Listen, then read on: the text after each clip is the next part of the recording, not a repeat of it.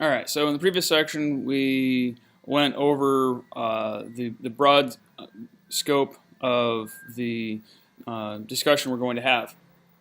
So let's go back and dive into actually looking at the scoring actions and targets. So this isn't so much the game piece is going into a goal or the robot or thing being positioned where or the thing that's being positioned. It's where is the thing being positioned and in what is the game scoring benefit in doing that. But beyond that, there are certain things that will attribute not just to game points, but to rank points. So beyond just each match, you're at an event, and ultimately there will be a winning alliance of the entire event, and they'll go home with a blue banner. So there's a greater strategy, and there's also just the tactics in the match. And so that greater strategy obviously is wins and losses. If you win, you get 2 points. If you lose, you get 0 points. If it's a tie, you get 1 point each for your rank score. But there are at most games, there is another opportunity within the gameplay that you can gain rank points separate from the wins and losses. So you want to identify those elements for each action. Is there an advantage to doing them during autonomous? There's always something that is of advantage during autonomous, but not everything. And sometimes it may not even actually be a scored element, but there might be a strategic advantage to doing something different in autonomous than what we're all kind of funneled into looking at. How is a score element or action accumulated? Is it a singular event for the entire match, or is it repeatable, which comes down to the next element? Also, is it something that is more attuned to qualification rounds or elimination rounds? So for the rookie teams out there, there are usually either scoring elements themselves or particular strategies that gain extra importance during qualification to get you those rank points that disappear in the elimination rounds, or the switches from being a rank point advantage to being an actual bump in game score to decide win and loss during eliminations. And so you want to identify those things. Then also the synergy. So there are times when you need to put certain game elements together in a way and then score them, and that gains you a whole lot more points than just putting each one individually here or there.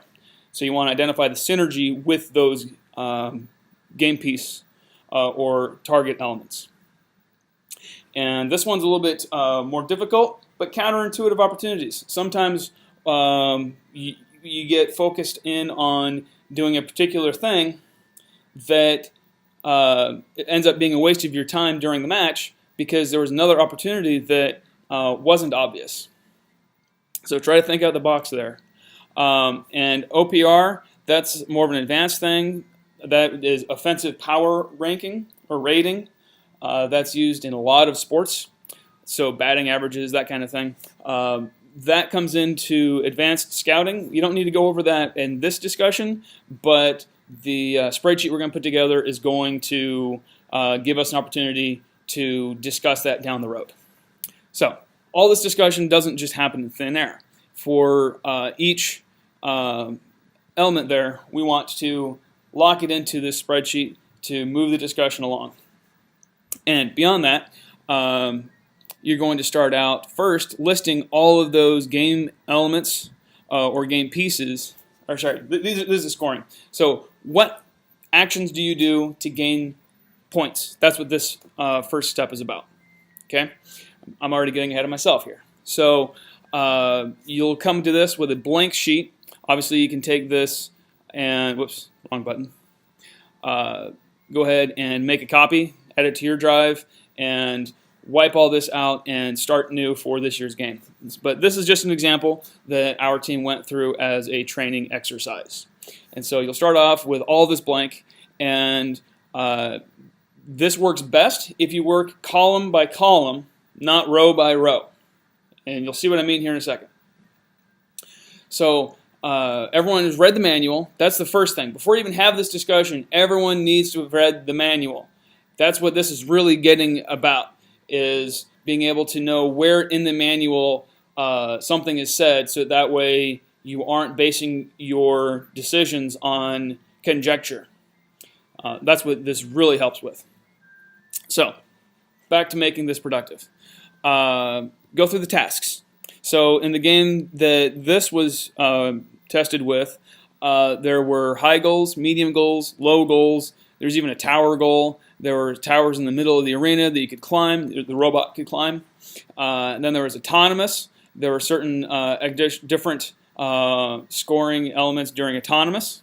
And at the end, there was the opportunity to throw game pieces in directly from a human player. So a human player could, from off of the field, score into a scoring element in certain restrictions. And so you want to, before you get into what those are, you want to just focus on getting everything listed. So the purpose here is to focus discussion. Read through the manual, get the things there. Next, you'll want to look at the points. So given any certain task over there on the left, what points are allotted for it? So you want to go through that. Again, this is trying to be a dry discussion. Just a very simple refer, record. Refer, record. We're not diving into all the hows and whys and implications yet. We're wanting to get everything on the table first. And this is going to be really looking at the reference tables in the game manual. So this should really go pretty quick. Next, you look at the opportunities. Can it be done one time only? Can it be done multiple times? How many times? That can really factor into later decisions. Next, this is where we can start getting into some juicy discussion. But this discussion will be informed by what you've already got here. And that is synergies and costs. So it'll always take a certain amount of time for your robot to do any given thing. You don't know what that time frame is yet. And so I would really very strongly caution to stay away from assigning any set values or having long discourse on what would be a correct number. The more important thing is the cost. So in this game, if you were to climb the tower, there would be a time that it would take to do a tower climb 1, 2, or 3. But even more important than that is what are the costs of doing that. So if you're climbing a tower, you're immobilized. You can't go around the arena willy-nilly. You're climbing. You're in one spot. So you're not able to go get more game pieces and put them into other scoring elements. You're stuck. That's a very important thing to consider about that task. Then, of course, there are synergies. With this particular goal game, the high goal and medium goal were very similar, and so we had addressed that to shoot the game piece into it, it'd be essentially the same angle. So what this is able to do is skip the discussion of, do we go for the high or the medium? Well, if it's the same robot setup, why either or, right? Then you can look at this and say, okay, one's got more game points. Make your decision.